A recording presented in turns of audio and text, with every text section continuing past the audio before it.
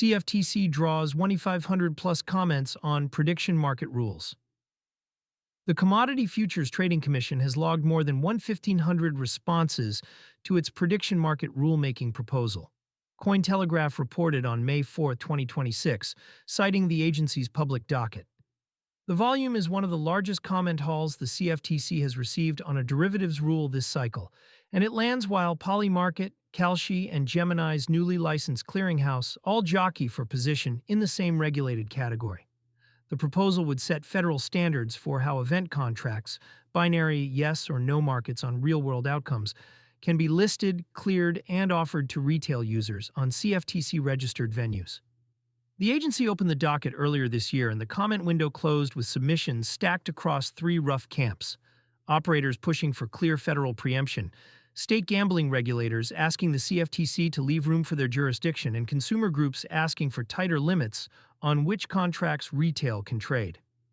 Why the comment count matters. Comment volume on a CFTC rulemaking is a rough proxy for how much money is paying attention. Routine derivatives rules attract a few dozen letters from law firms and trade associations. Crossing 1,500 puts this docket in the same bracket as the agency's most contested actions of the past decade, including the position limits fight and parts of the swaps regime. The size matters for two practical reasons.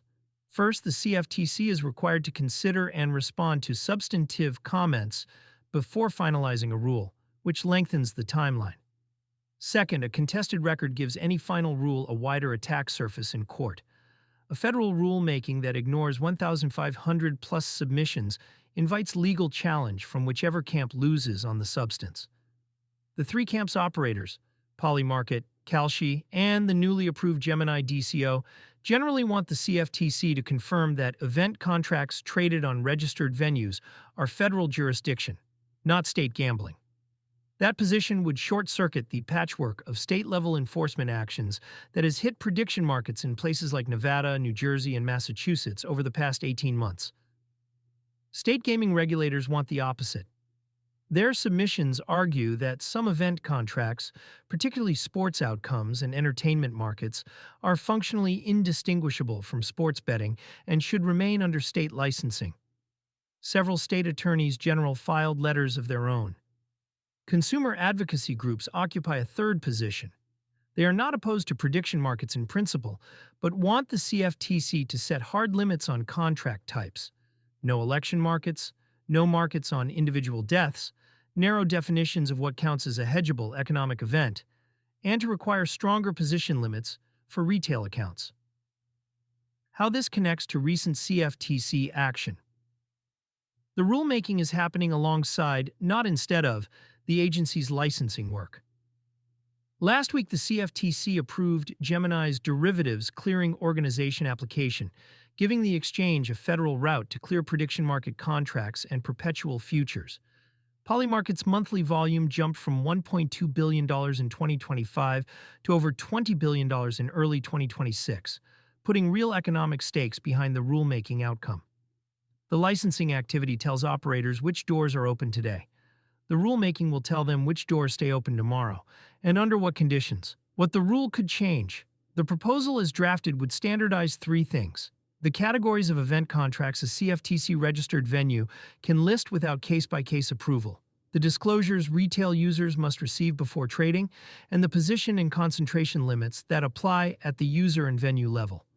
A final rule that adopts the operator-friendly version would remove much of the legal uncertainty around state-level enforcement.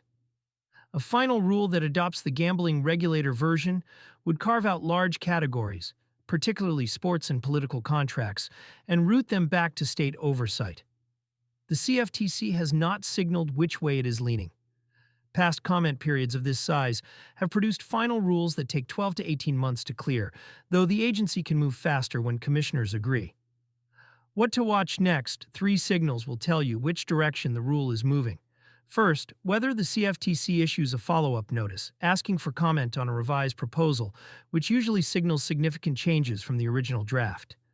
Second, whether any of the operators file preemptive litigation against state actions, which would set up a federal preemption fight that the rulemaking would have to address.